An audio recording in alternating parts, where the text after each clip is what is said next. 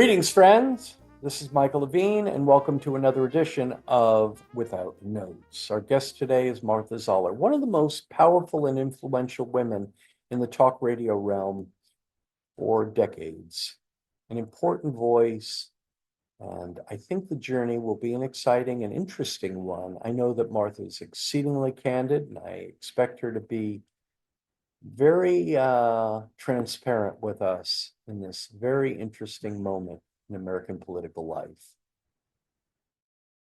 Martha, welcome. Thank you, Michael. It's great to be here. So, Martha, let's begin the journey with your birth. Where were you born? Tell us a little bit about the early and formative years of Martha Zoller. So I was born in Columbus, Georgia. My mom and dad, my dad was transferred there. He was a hosiery salesman.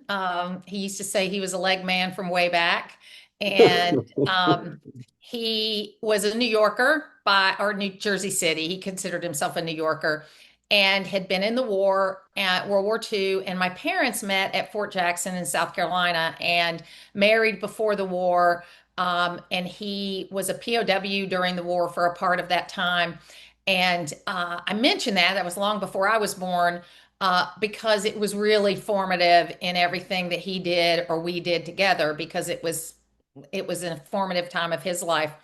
So my dad was a salesman. He went to NYU for a couple of classes when he got back from the war, and he became a hosiery salesman soon after that. And he traveled all over the Southeast and started out in upstate New York, but then got transferred to the Southeast and loved the weather there. So my siblings were all born in Jersey City.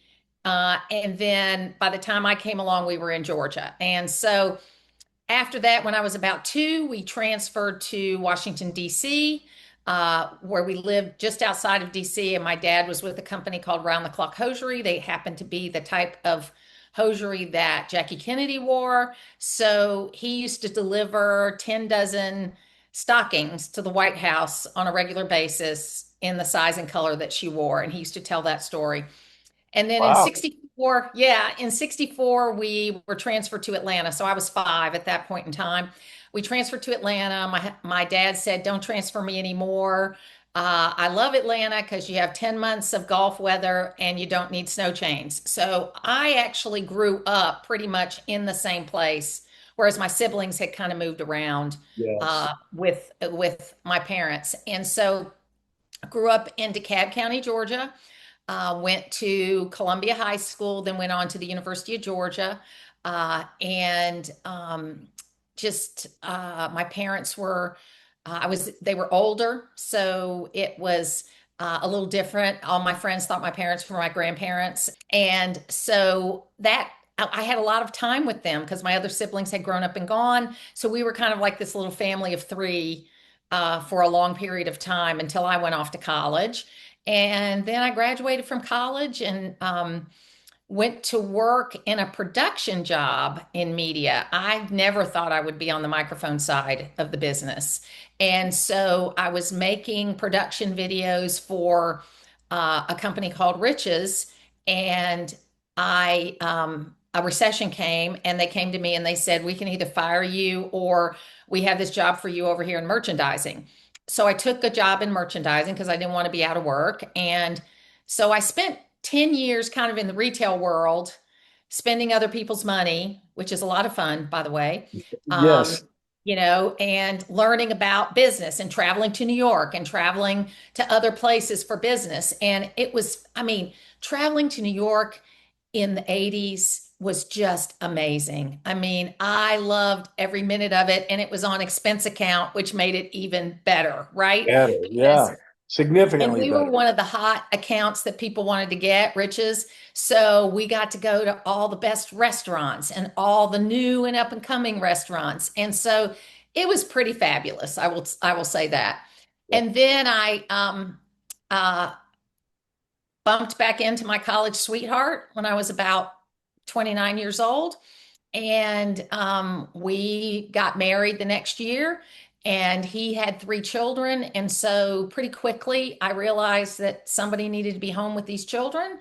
So, I decided, because he was a physician building a practice, that I would take some time away. So I took some time away and I was a stay-at-home mom for about 8 years. And it was during that time that I had my conservative conversion because, everybody in um, the South at that time was a Democrat and there were no Republicans. And so I thought I was a Democrat too. So I did two things that kind of completed that conversion. One was I worked for the Dukakis campaign in '88 because the convention was in Atlanta, because I'm a work from the inside kind of person.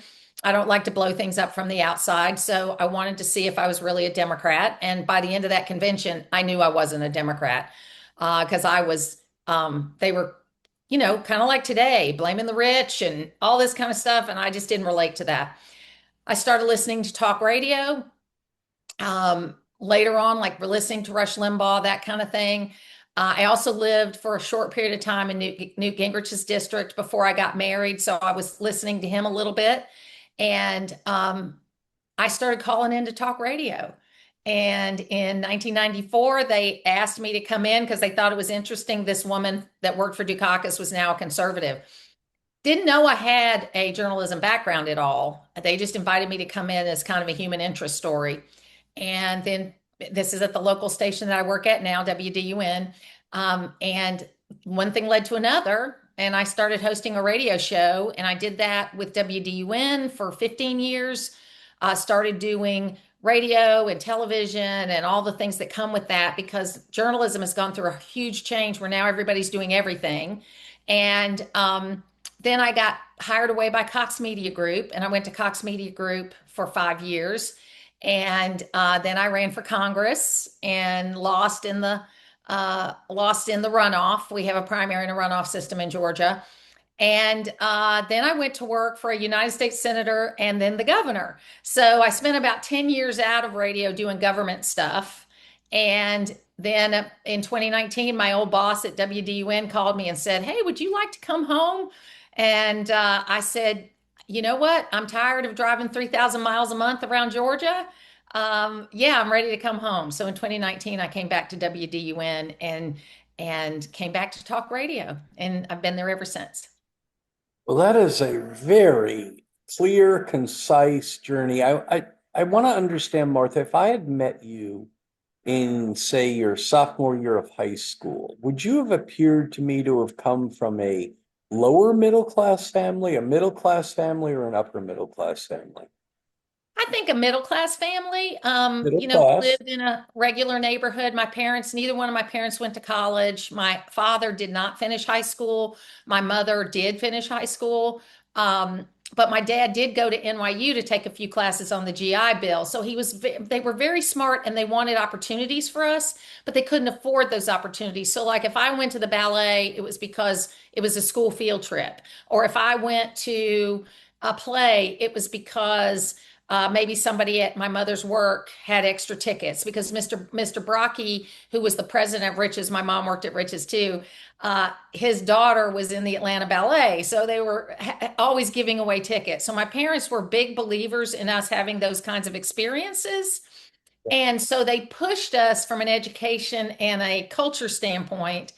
So I think I could move with people who were of whatever higher class than I was.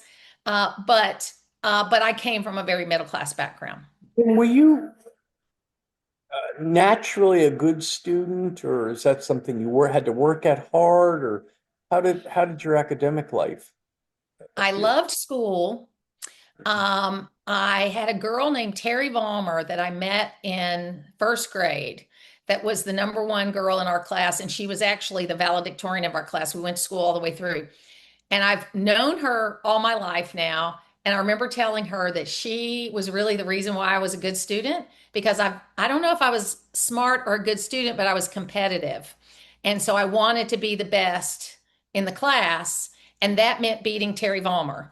And so I never did. Okay. I never made better grades than she did, but it made me a better student. And we always sat in alphabetical order. And my maiden name, which this is a whole other story, is Mitchell. So I was Martha Mitchell during Watergate. That's a whole nother story. Oh, But I was always the how first seat. inconvenient.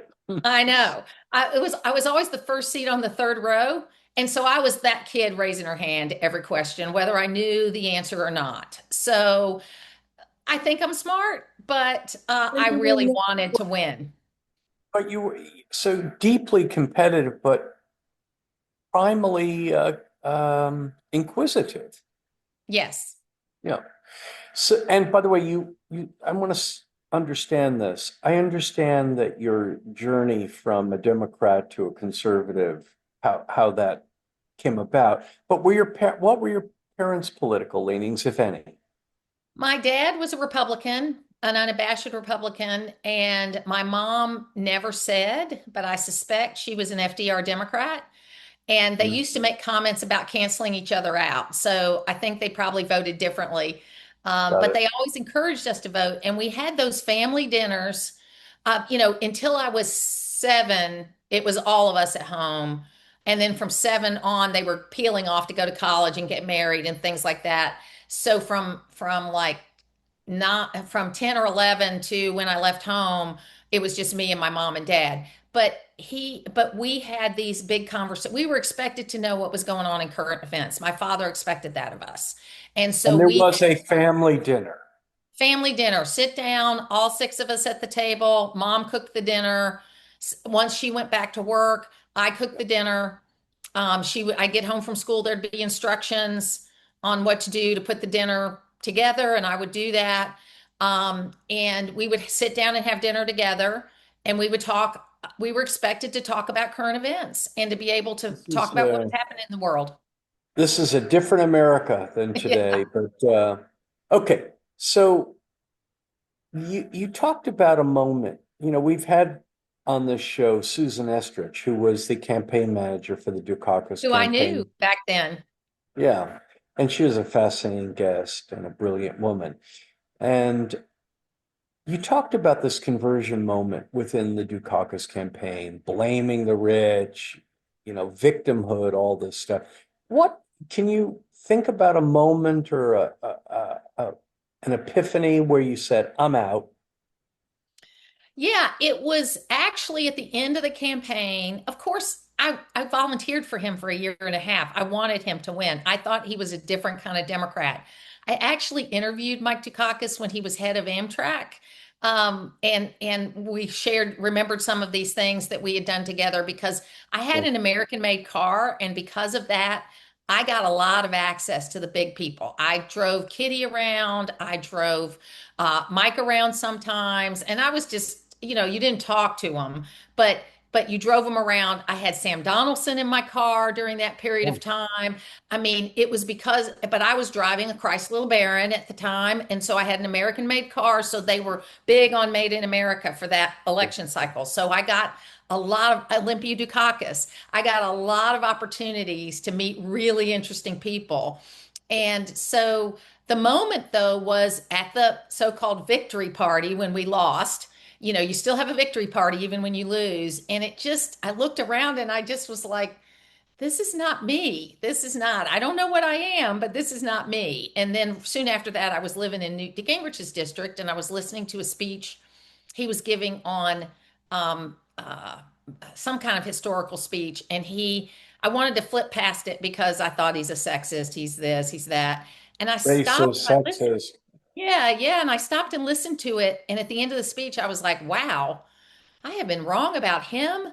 What else have I been wrong about? And then I started reading. I've always been a big reader, but I started reading different things. And so from that, it happened. And then listening to Rush Limbaugh. And I got to tell you, the 2 or 3 times that I met Rush Limbaugh, because in my radio career, I was usually on before Rush Limbaugh.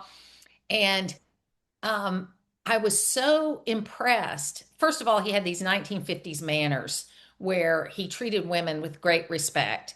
And then he would always say something like, "Oh, you're show prep for me." He used to say that joke, show prep for everybody else, but he would always compliment you on your work, even though he is the biggest guy in the world in radio, and I'm just this new person, but he had that ability to make you feel like you were as important as he was.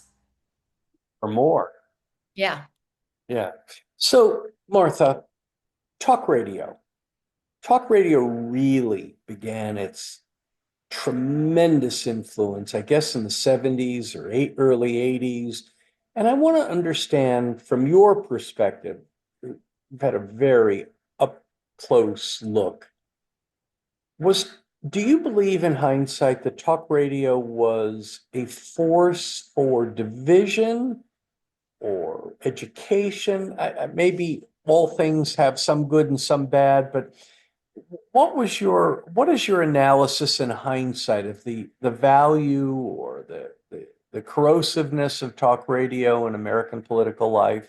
How do you feel about that in hindsight? I think it pulled back the curtain to the Wizard of Oz, right? It pulled back that curtain of the mainstream media, CBS, NBC, ABC.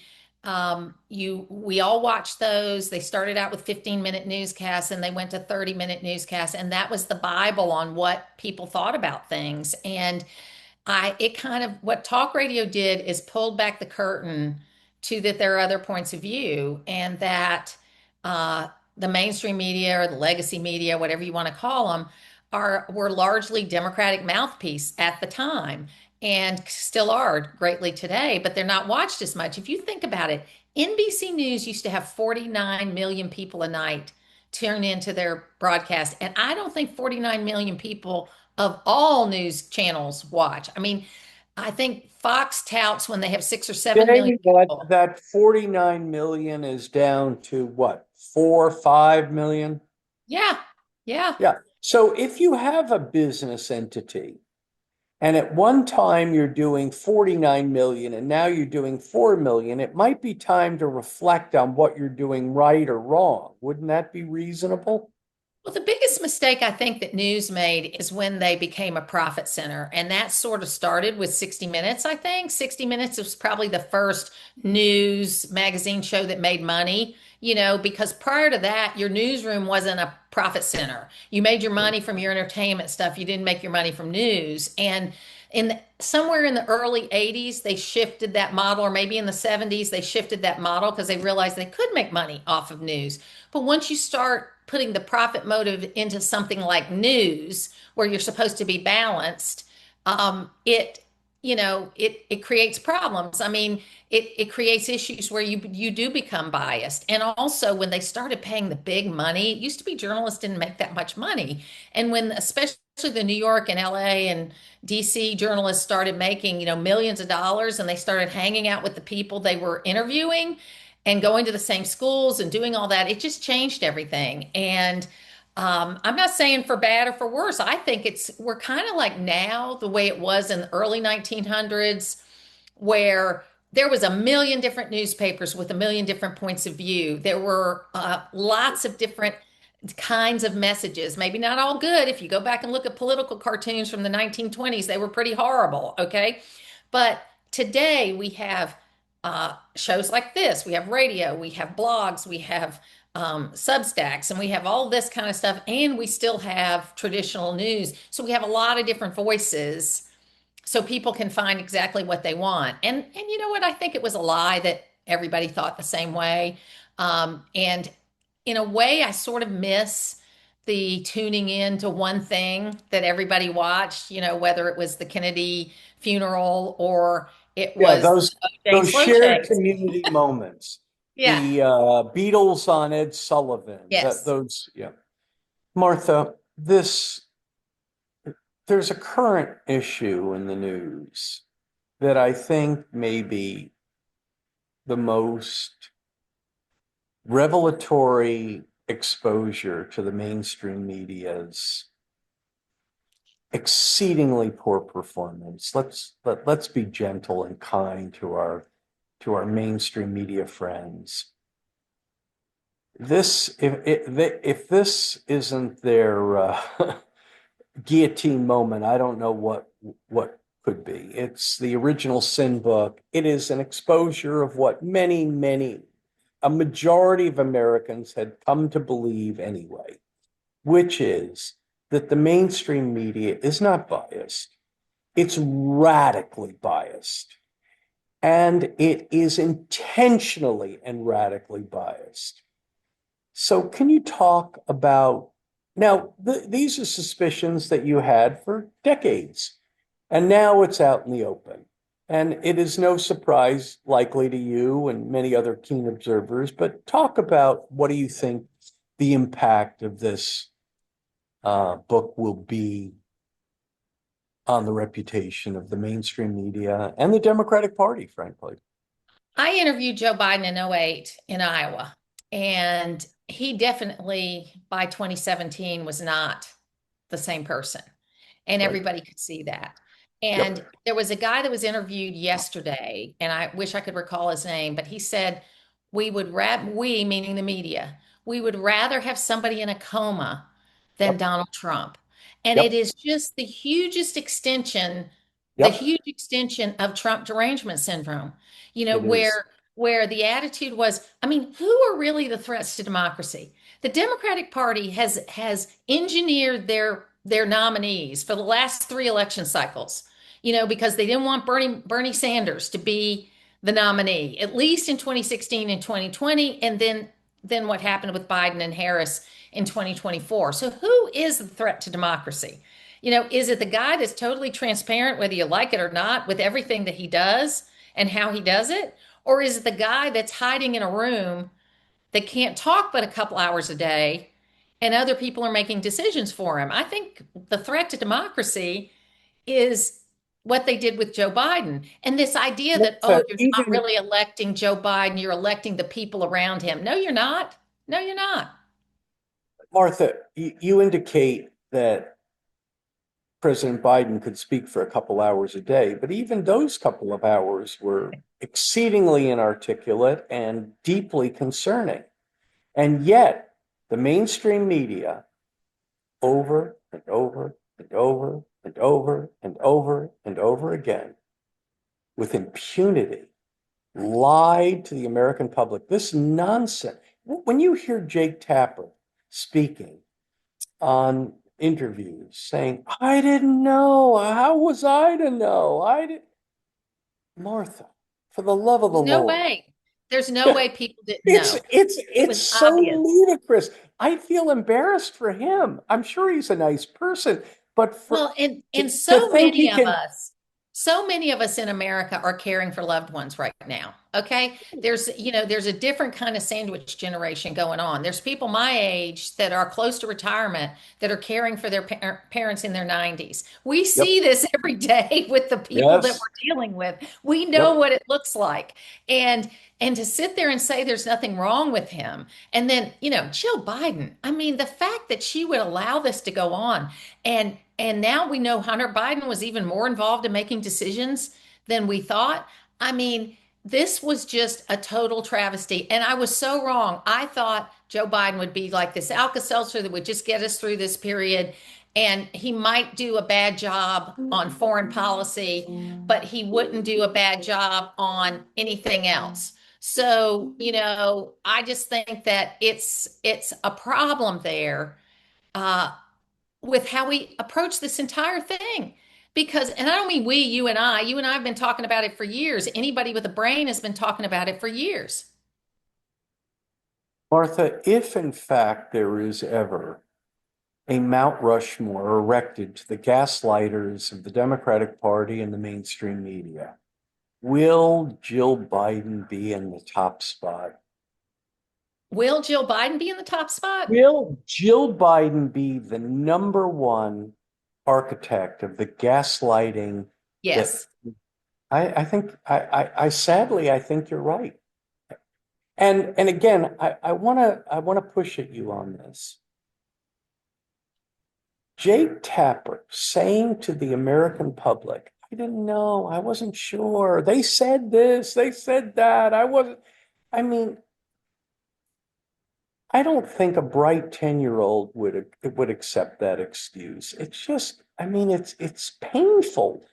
I'm, I- it's just, it's embarrassing, deeply embarrassing. And I think he brings along, and this was a mainstream media modus operandi for quite some No, time. shame on him for making money off of it after, you know, it'd be one thing to be a real journalist and expose the story along the way. But, you know, I just think it was, and it's not just Jake Tapper. They're all coming Oh out now. no, You know, no. he's just the more You, visible Martha, one. That's exactly right. Martha, you know how many people work at CNN. You know that when Jake Tapper is talking on that television, there are dozens and dozens of people, producers, all kinds of assistants, executive producers, and every one of them. I mean, it's not just Jake Tapper. It's CNN, MSNBC, ABC, NPR. I mean, the testimony. Did you watch some of the congressional testimony of the head of NPR and Yes. PBS? I Yes. mean, what was your reaction? I mean, you always knew by the programming that they leaned left. I mean, it's been a joke for years. Leaned Okay. left? I mean, joke for years. But then the article was written last year by the guy who left, and he put it out there, and he was a progressive, saying, "I can't put up with this anymore because there's no balance in this newsroom." And then Zero. the It's head not, of it's not, NPR, it's not 80-20. It's zero. It's zero, right, zero. right. It's zero. Yeah, And listen, that they may have be good stories on there and they may have valid points, but there is no balance, zero. yep. And Americans have had enough of it, I think. So I think they uh, have, and I think we're seeing something like in the early 80s with Reagan, where young people are moving over to the conservative movement. I don't know where this is going to go because everything goes so fast, but I don't think that Jill Biden's going to pay a price other than the fact her money stream has dried up because you cannot get money for Biden influence if there is no Joe Biden. Okay, so that money has dried up for them. I hope they invested well, but it's just sad to think that somebody that's supposed to love someone would treat them like that. so prophecy is dubious business.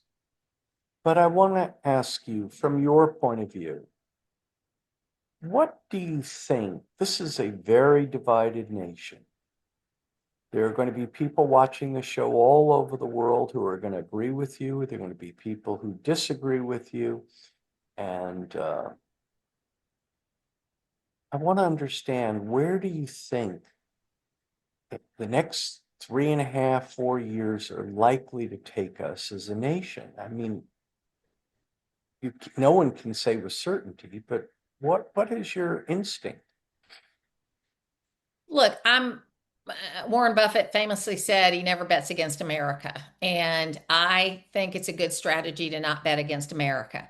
I think that while we have this pendulum that swings back and forth, I wrote about it in my book, Indivisible United Values for a Divided America. I call it the American pendulum, where we take good ideas, we go too far with them, then we come back and go too far the other way, and then we settle out.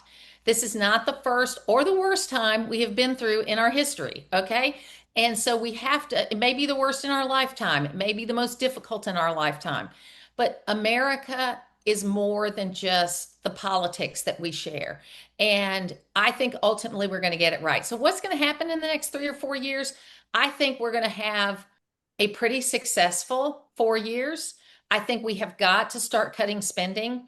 This big beautiful bill doesn't do it. As Elon Musk said, it may be big, it may be beautiful, but it's not big and beautiful. So we've got to get through to the next phase. We've got to have more growth. And I think that Donald Trump, if you separate the signal from the noise and just look at what's happening, he's making the American people happy. And and he's getting stronger, not weaker. And I think he's doing the right thing on the whole. Okay. I think sometimes he takes a couple detours before he gets there. But on the whole, I think he's doing the right thing. Martha, it has appeared to me that you know politicians, you have run for political office, and it appears to me that on the issue of government spending, and you talked about other people's money in the beginning of the episode, it appears to me that politicians, both political parties, have adopted an attitude that really is similar to that of an alcoholic, an addict. They simply cannot stop spending. Asking them to stop spending is like asking an alcoholic to stop drinking. They are not capable of doing it. Does that resonate with you, or is that It exaggerated? It does resonate with me. And I think that, and maybe this is, I'm a lot more positive than you are. So I think this kind of resonates in while Elon Musk is disappointed that a lot of the cuts he put forth have not been done with the rescission paperwork that can happen to make them happen. And I'm disappointed about that too. I don't understand why we can't take the 2019 budget, adjust BC before COVID, adjust it for inflation, maybe give a little bit more for defense and go with that, which would be about $2 trillion less than what we're spending. Okay. And that would be about what we put in for COVID. I don't Martha, understand why we can't do it. but hold on. There's a simple answer, perhaps. The answer is that you're asking an alcoholic to stop drinking. They I hear you. can't stop. I Under do, there's I do no think, I do think though that these things that the Doge group put in place to make things more efficient is going to ultimately save some money. It may not be $2 trillion, but if it's a half a billion, it's a half $1 trillion, that would be great. Um, do I think they'll actually fix the thing? No, I don't. But I can't give up hope because we're getting a lot of new people into Congress. I'm a term limit person, but we're kind of term limiting people right now because there's more turnover than there's ever been. But it's going to take states like yours, states like mine, other big states to kind of lead the way. And I can be hopeful. But if you ask me today, do I think they can do it? I would say no, they can't. How serious a problem from your point of view is this $36 trillion deficit and growing? How serious a challenge to the fundamental nature of this nation is that in your mind? It's a huge problem because it's a national security risk, okay? Mm. Because if we're borrowing money from China to fight a war with China at some point in time, that's not going to happen. Uh, there are a lot of assets in this country that aren't counted into that debt. I've heard Scott Bessent and others talk about this, but yeah, we've got to get this debt curve at least flattening out. That's the least we should expect is for it to flatten out. And we haven't done that since, I hate to say it, Bill Clinton, the last 4 years of Bill Clinton. He actually balanced the budget by borrowing money from Social Security, by the way, but he balanced the budget 4 years in a row and reduced the debt during that period of time. But we haven't seen it since, except for 2018. There was a little blip in 2018 where we didn't increase the debt, and I don't know exactly what games they played to make that happen.